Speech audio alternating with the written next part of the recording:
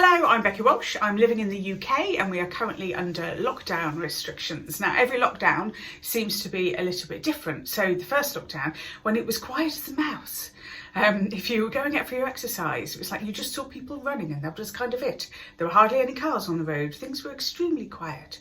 And people apparently made banana bread. I didn't do that.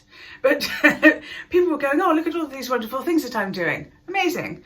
Because it was summer and it kind of felt a little bit sort of easy. I mean, it's easy enough to say, now we're not in it. But this one feels different. It's dark, it's cold, it feels a little miserable, and it's been raining quite a lot. So we've been feeling about this in a very different way. And for a lot of people that I've been talking to in terms of clients and friends, we are going on a very profound inward journey. As we are in a time of transformation, I mean, just look at the news. I mean, if we are in a time of transformation in the external world, things are really changing. You know, I mean, there used to be all of this talk about a shift of consciousness in 2012. And by 2013, everyone had suddenly stopped talking about it. Or maybe the Mayan calendar just had the date wrong. And it's now. Because it feels like it, doesn't it? It definitely feels like a shift of consciousness. But you are not separate from the whole. You are part of this whole shift. You can't sort of be, oh, well, I'm just watching it. I'm a spectator in the world of transformation. I'll be exactly the same person at the end of all of this. One more lockdown and I'm still the same person. I bet you're not. I absolutely bet you're not. Because our identity is very much about the things that we do and the places we go. You know, it's that, I said this the other day about a webinar I was teaching. You know that if a tree falls over in the forest and there's no one around to hear it, does it make a sound proverb? Because of course sound is vibrational frequency. And if you don't have eardrums to absorb the vibrational frequency, then there is no sound. Well, I've just answered that question for you. If a tree falls over in the forest and no one's around to hear it, doesn't make a sound. No. It makes a vibration, but not necessarily a sound. Anyway, you can argue with me about that if you want. However, if Becky Walsh makes a joke in the kitchen and no one's around to hear it, is she still funny? And herein lies is the problem.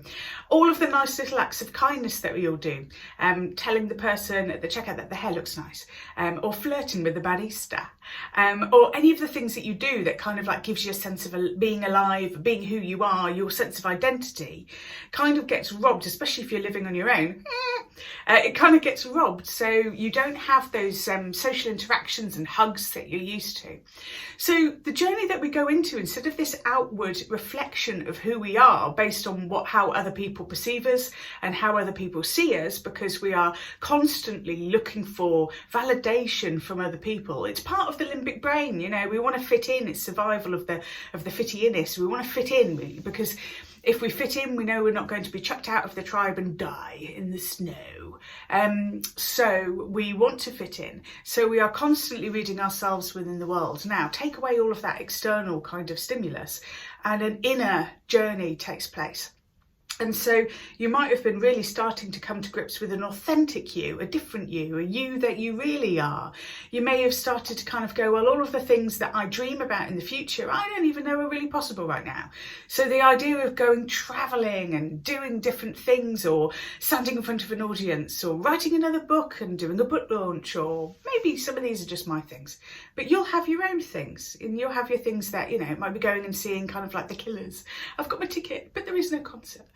So all of those kinds of things that kind of like come up for you, the inward journey is interesting. And as a way to help balance yourself out, I want you to kind of focus on this sort of like central structure of yourself, because I think that we can start to feel really out of balance when we go on an inward journey, because we start to kind of, in a sense, anything that has been, you know, forming of an addiction comes up. And addictions can take place in all sorts of different ways. So you could have, like, you know, an addiction to alcohol, addiction to money, addiction to gambling, addiction to sex, an addiction to attention, an addiction to your role, an addiction to busyness. There's a lot of addictions. An addiction is when something is a compulsion. Now, at this time, a lot of your compulsions you can't do, which is probably why when you go past the recycling, there's lots and lots of bottles of wine in people's recycling. Oh, that was just Christmas and New Year. No, I don't think so. Having that kind of sort of balancing of yourself and bringing your energy up and out through your crown chakra at the top of your head. So you have your chakras and making sure that they are open and in alignment. They don't all have to be open, they can do their own thing. But when you go to bed at night, maybe just lay in bed and just concentrate on all of your different energy centers. So the red of the root chakra moving up to the orange of the solar plexus, moving up to the yellow of the solar plexus, moving up to the green with a hint of pink of the heart, and the turquoise blue of the throat, and the almond shaped violet kind of third eye, and then going out through your crown. And just center yourself through that energy center. Feel yourself expanding just before you go to sleep. And if you can be bothered, do that just before you wake up. That gives you a good excuse to wait until the house has got warm before you get out of bed. I know that first footprint on the floor is the worst because it is so cold. Naked leg out of the duvet, naked leg back in the duvet. So it just gives you an opportunity to center yourself through, expand your energy and feel yourself in alignment with yourself while everything else is going wibble wobbly and all over the shop. Good. All right, I hope that helps. Believe me, it will just really make you feel an awful lot better, especially expanding your energy and making yourself feel very grounded and part of your body in the meantime. Good stuff. All right, hope you're well and happy. You take care, stay safe, all of that nonsense. All right, bye.